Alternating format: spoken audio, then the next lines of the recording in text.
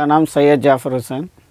मैं अहले high school and junior college में हिंदी अध्यापक हूँ।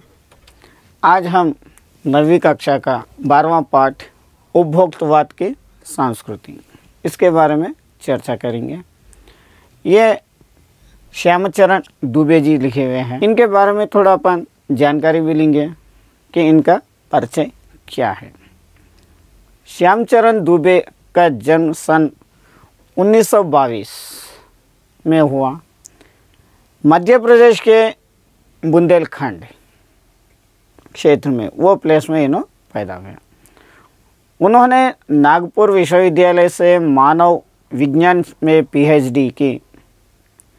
इन्होंने मानव विज्ञान यानी साइकोलॉजी, ह्यूमन साइकोलॉजी, उसके बारे में इन्हों पीएचडी किए हुए हैं। वे भारत के अग्रगण्य समाज वैज्ञानिक रहे हैं। इन्होंने पीएचडी करे और भारत के मशहूर समाज वैज्ञानिक भी रहे। इनका देहांत सन 1996 में हुआ। इनका देहांत, इनकी मृत्यु 1996 में हुई। मानव और संस्कृति, परंपरा और इतिहास बोध, संस्कृति तथा शिक्षा, समाज और भविष्य, भारतीय ग्राम, संक्रमण की पीड़ा, विकास का समाज शास्त्र, समय और संस्कृति, हिंदी के इनके प्रमुख ग्रंथ हैं। इनके जो इम्पोर्टेंट ग्रंथ थे ये सारे थे। मानव और संस्कृति थी, परंपरा और इतिहास का बोध है, संस्कृति तथा शिक्षा है, समाज और भविष्य, भारतीय ग्रामीण, संक्रमण की पीड़ा, विकास का समाज शास्त्र, समय और संस्कृति, ये पूरा इनके इम्पोर्टेंट बुक्स है। प्रोफेसर दुबे ने विभिन्न विश्वविद्यालय में अध्यापन किया था। जो श्यामचरण दुबे, इन्हों कई विश्वविद्यालय में टीचिंग कार्य भी करे हुए हैं, अध्यापन। अनेक संस्थानों में प्रमुख पदों पर रहे हैं। कई ऑफिसेस में उच्च पद पे यानी अच्छे पोस्ट पे इन्हों रह चुके। जीवन, समाज और संस्कृति के ज्वलंत विषयों पर उनके विश्लेषण एवं स्थापनाएं उल्लेखनीय हैं। समाज और जीवन के बारे में, संस्कृति के बारे में इनके विश्लेषण एवं स्थापनाएं प्रमुख हैं। भारत के जनजातियों और ग्रामीण समुदायों पर केंद्रित उनके लेखों ने बहुत समुदाय का ध्यान आकर्षित किया है। भारत के जनजातियां और ग्रामीण समुदाय यानी विलेजेस के लोग, उनके लेखों के बारे में, बहुत समुदाय के बारे में इनका ध्यान आकर्षित हुआ। वे जटिल विचार तार्किक विश्लेषण के साथ सहज भाषा में भी प्रस्तुत करते हैं। जटिल विचारों से यानी बहुत अंदर से डीप से सोचते हुए और उसका तार्किक, उसका रिजल्ट क्या है उसका विश्लेषण करते हुए इन्हों अपनी लेखन सहज भाषा में यानी सिंपल लैंग्वेज में इन्हों लिखते हुए आते। यह इनका परिचय था। इसकी भूमिका क्या है? अच्छा, प्रश्न ये है कि जागो ग्राहक जागो, जागना है। डुप्लीकेट चीज़ों से अपन जागना है। जो अपने को एडवर्टाइजमेंट दे के अपने को जो बाय वन गेट वन बोल के अपने को चांस दे रहे हैं उसके बारे में सोचना है। ये सब अपने को एक तरह से आकर्षित करते हैं। इसके बारे में सोचना है। यहाँ पे ये अपने को प्रस्तावन में बता रहा कि अपन जागना है और सोच समझ के चीज़ों की खरीदारी करना है। और इसकी भूमिका क्या है? उपभोक्तावाद की संस्कृति निबंध बाजार की गिरफ्त में आ रहे समाज की वास्तविकता को प्रस्तुत करता है।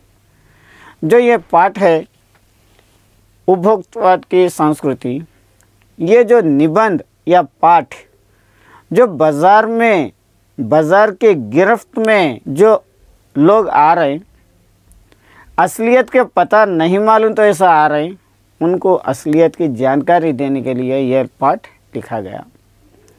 लेखक का मानना है कि हम विज्ञापन के चमक धमक के कारण वस्तुओं के पीछे भाग रहे हैं। जो ये लेखक का कहना है कि जो चीज़ अपने को ज़्यादा अट्रैक्शन देके, चमक धमक देके वो वस्तुओं को अपने को एडवर्टाइज दे रहे हैं या नहीं तो दुकानों पे बता रहे हैं, तो उसके पर अपन उसके आगे अपन भागते जा रहे हैं कि ये चीज़ अपन लेना है। लेकिन वो चमकदार चीज़ अंदर कितनी नुकसानदेही है वो कुछ नहीं देख रहे हैं, लेकिन ये चीज़ अपने को होना है। हमारी निगाह गुणवत्ता पर नहीं है, हमारी निगाहें जो चीज़ अच्छी है, जो चीज़ क्वालिटी और क्वांटिटी अच्छी है उसके पर नहीं देख रहे हैं, जो चीज़ चमकदार है उसके पर अपन जा रहे हैं। संपन्न और अभिजन वर्ग द्वारा प्रदर्शन भर जीवन शैली अपनाई जा रही है, यानी यहाँ पे अमीरों और गरीबों के पर ये चीज़ें अपनाए जा रहे हैं, जिसे सामान्य जन भी ललचाई निगाह से देखते हैं।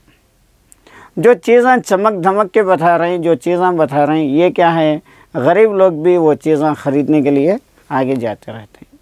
ये सभ्यता के विकास की चिंताजनक बात है। ये दुनिया की एक चिंता सोचने की बात है जिसे उपभोक्तवाद ने परोसा है। जो उपभोक्तवाद है उन्होंने ये चीज़ों को सामने डाला है।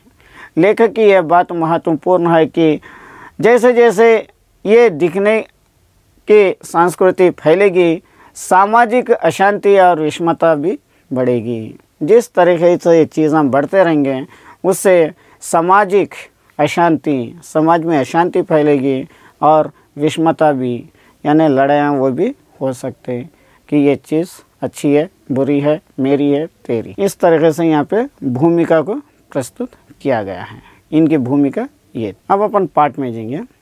धीरे धीरे सब कुछ बदल रहा है, धीरे धीरे से सब चीज़ें बदल रही, पूरी दुनिया बदल रही। एक नई जीवन शैली अपना वर्चस्व स्थापित कर रही है। एक नई जिंदगी अपना वर्चस्व यहाँ पे स्थापित कर रही, यानी निभा लेते हुए आ रही। उसके साथ आ रहा है एक नया जीवन दर्शन, उपभोक्तवाद का दर्शन। उसके साथ साथ एक नया भी अपना जीवन दर्शन हो रहा है, वो है उपभोक्तवाद। इसका दर्शन अपने सामने आ रहा है। उत्पादन बढ़ाने पर जोर है चारों ओर।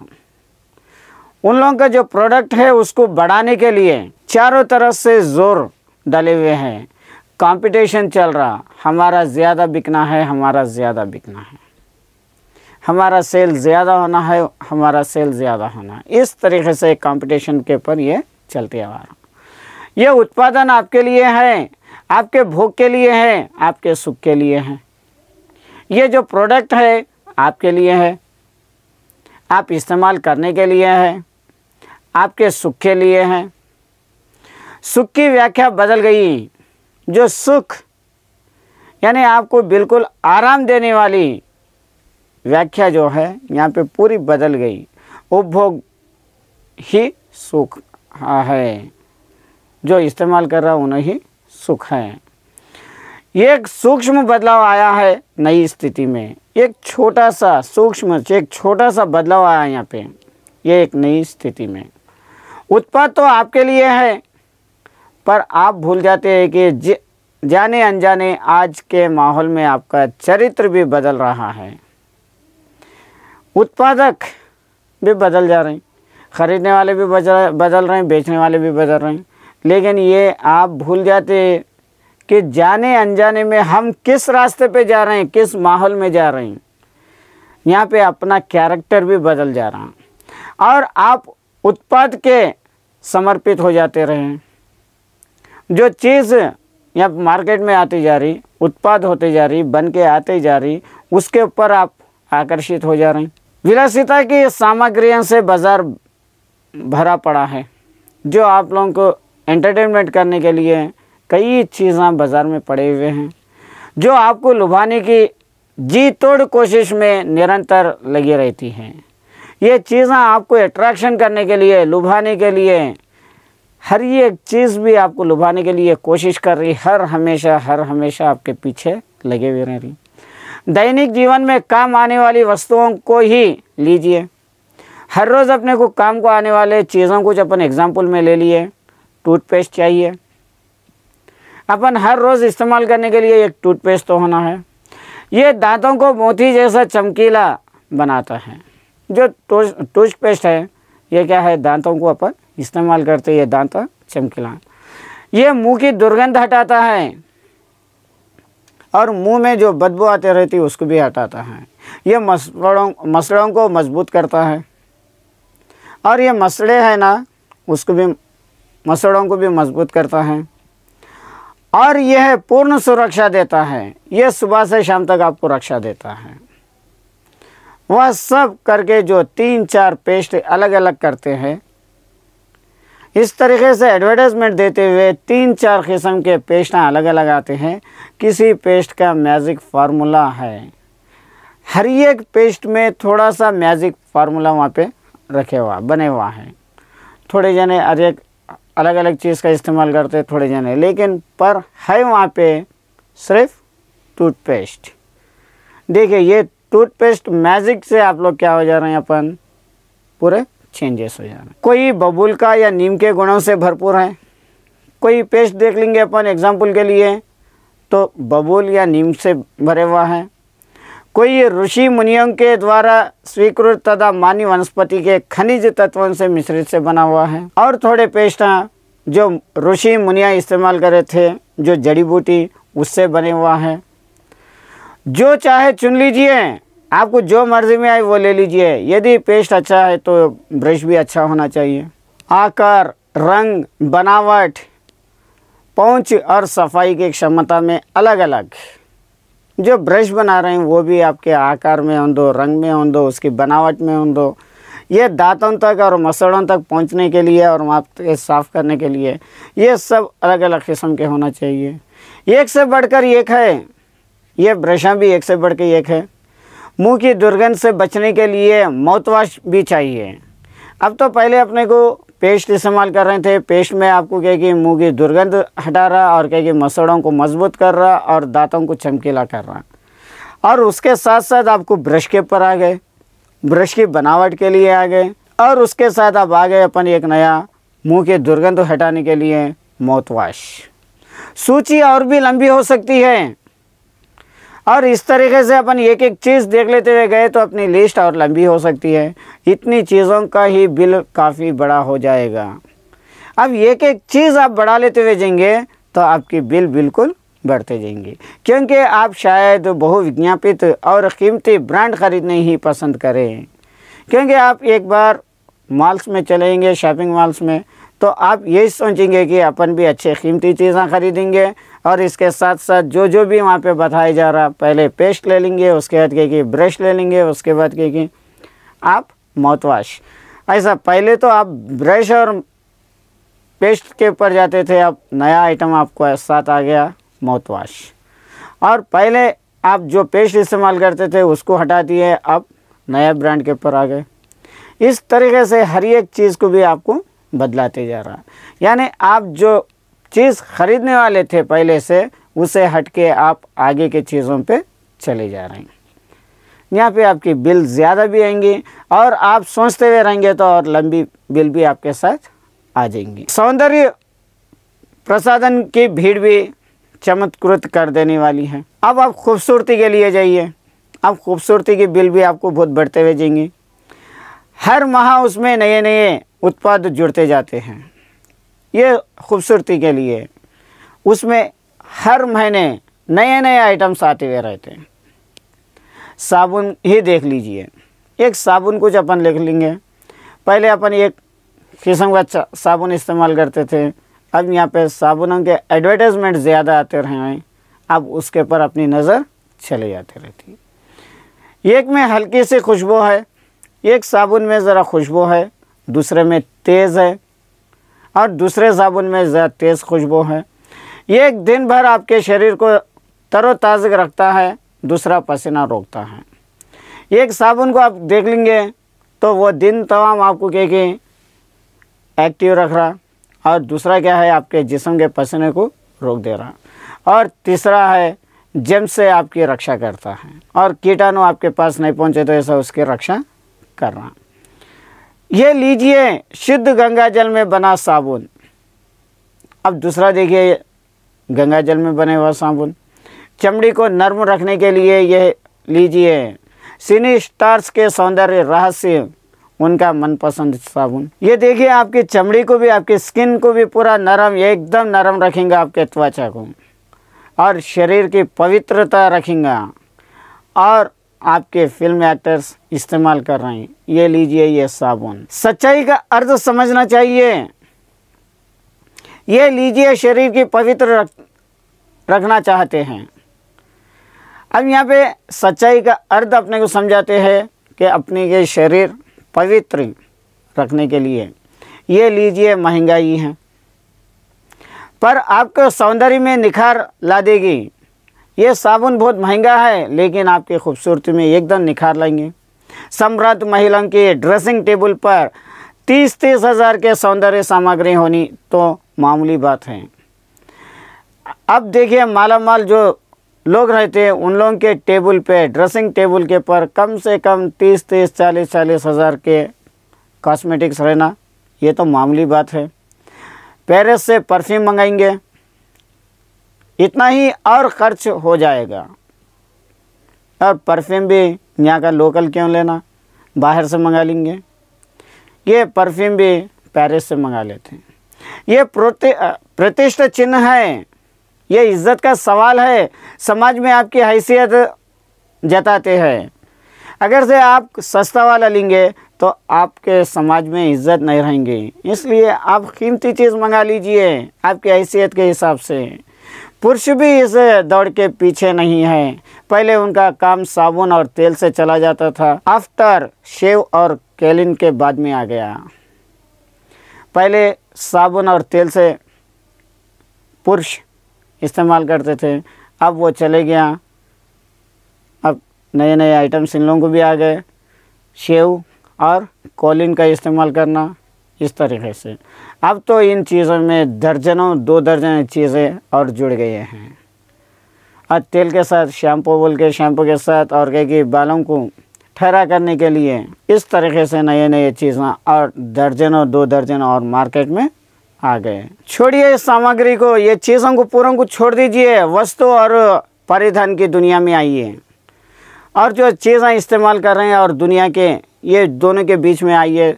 ये सोचने के लिए जगह जगह ब्यूटी का खुल गई है, ब्यूटी पार्लर जगह जगह पे खुल गए।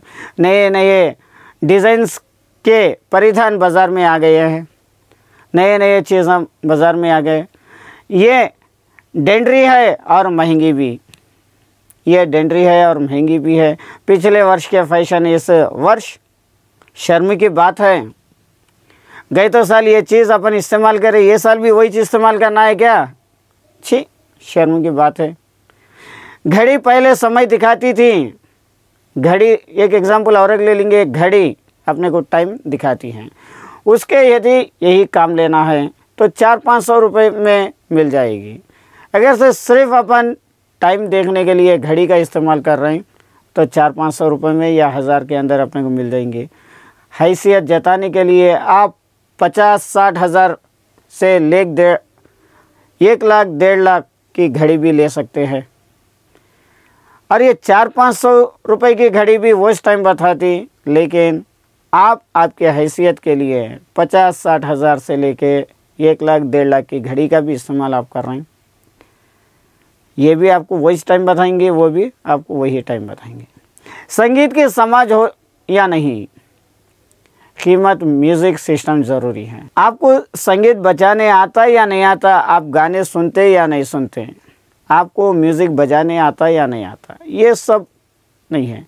लेकिन घर के बाजू वालों का ने म्यूज़िक सिस्टम है, मेरे पास भी रहना है, मेरे पास भी ये म्यूज़िक सिस्टम ज़रूरी है।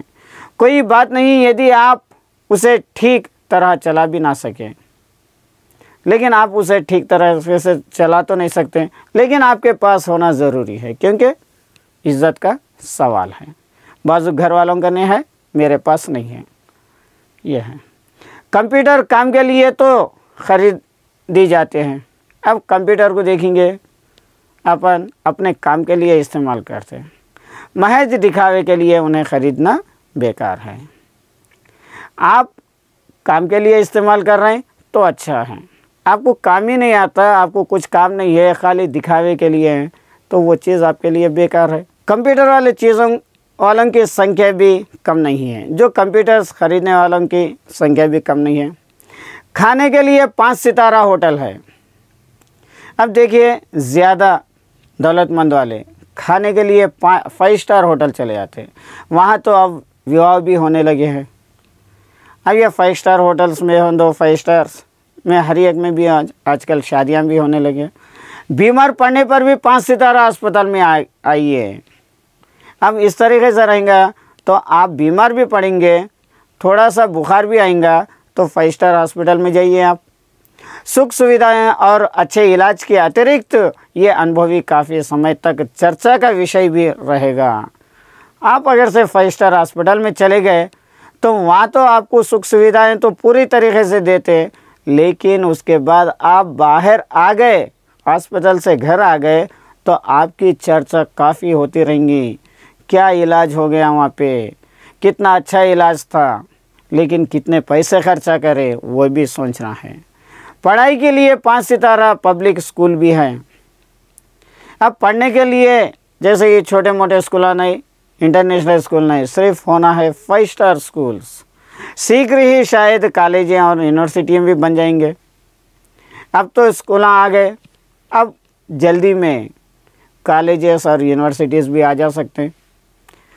भारत में यह तो स्थिति अभी नहीं आई, पर अमेरिका और यूरोप में कुछ देशों में आप मरने के पहले ही अपने अंतिम संस्कार और अनंत विश्राम का प्रबंध भी कर सकते हैं, एक कीमत पर।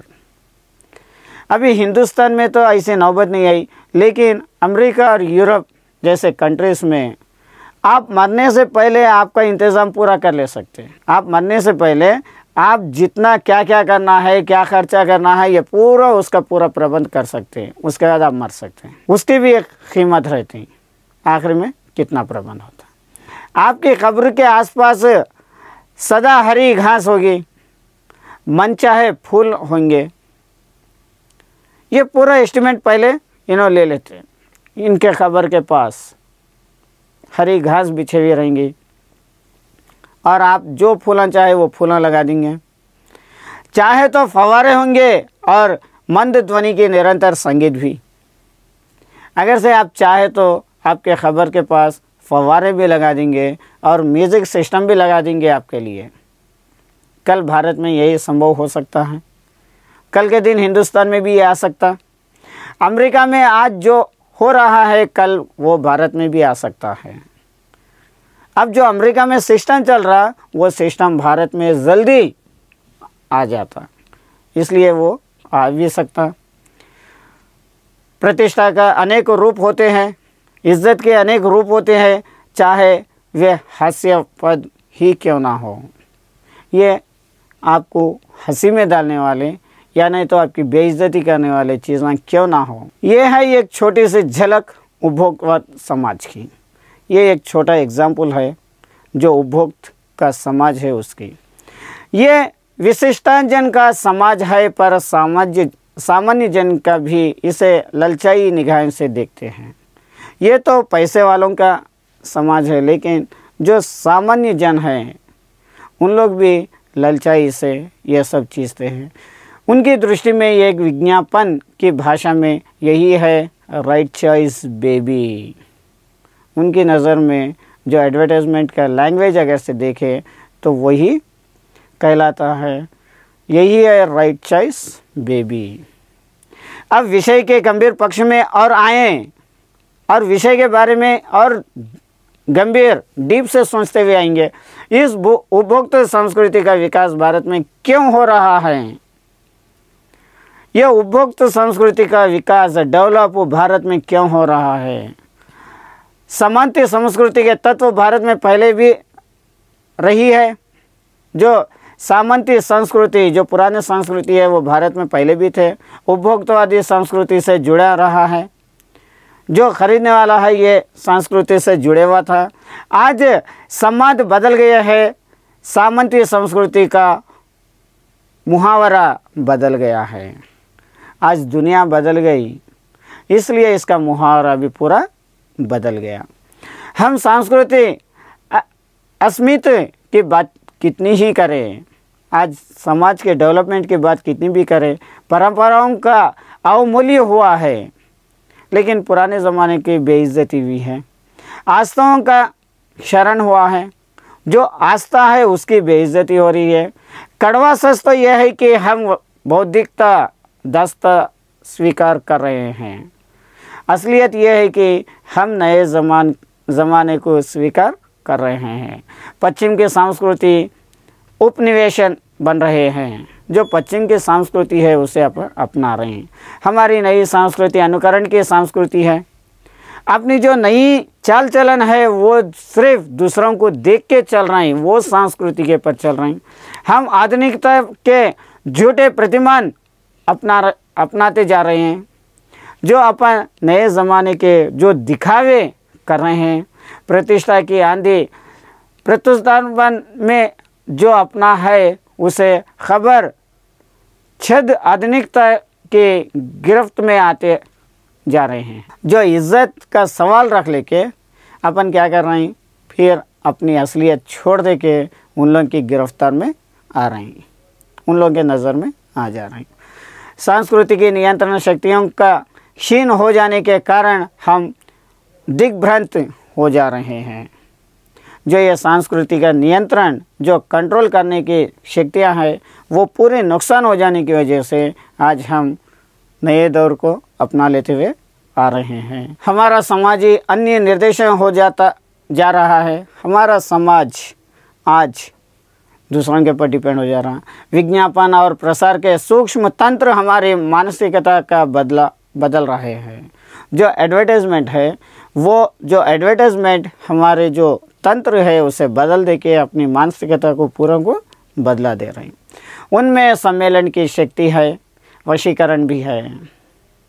वो जो विज्ञापन है, एडवर्टाइजमेंट है, उसे अपने को खींचने की ताकत भी है, अपने को उनके कब्जे में रखने की ताकत भी यहाँ पे बताई जा रही है। अतः इस संस्कृति के फैलाव के परिणाम क्या होगा?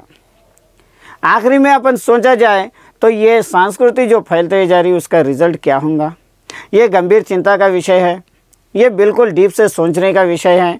हमारे सीमित समस्याओं का घोर अपव्यय हो रहा है, जो हमारे संस्कृति में, हमारे दुनिया में, हमारी जो सभ्यता में ये पूरे हट के इसका अपव्यय हो रहा है, यानी ज़्यादा बेकार हो जा रहा है।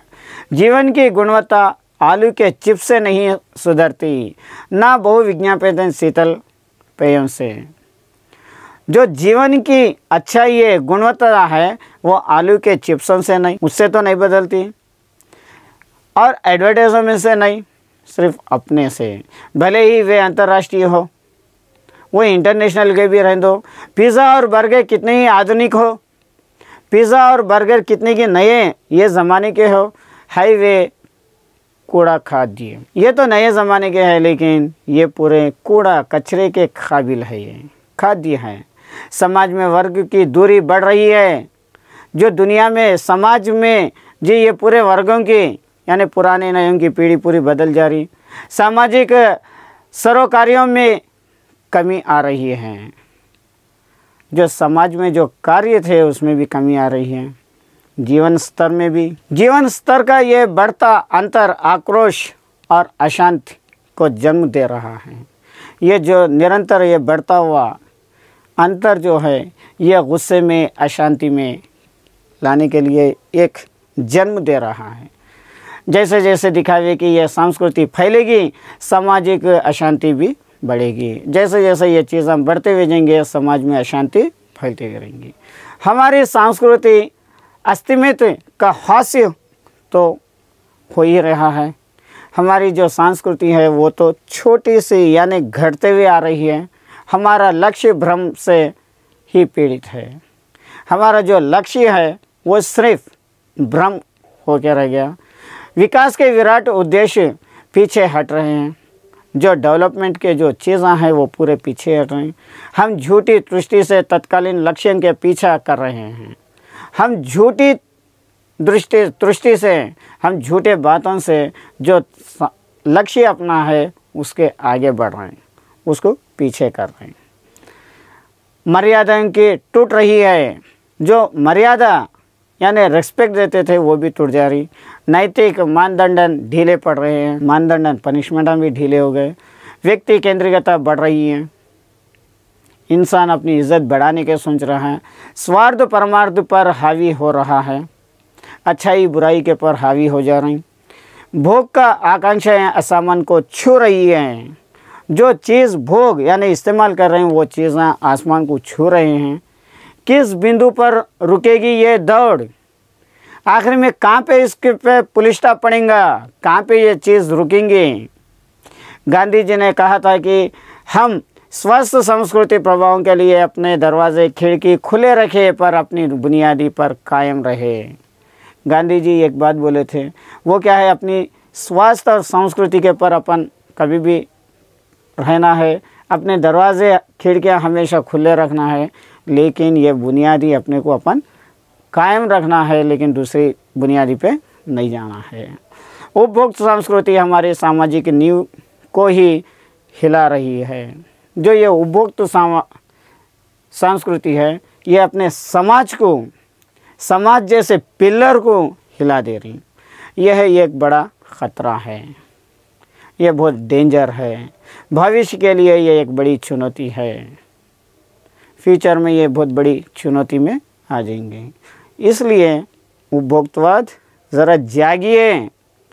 जो नई संस्कृति के पीछे मत आइए, बल्कि ये पाठ अपने को समझा रहा है। ये था पाठ। आज के लिए ये समाप्त।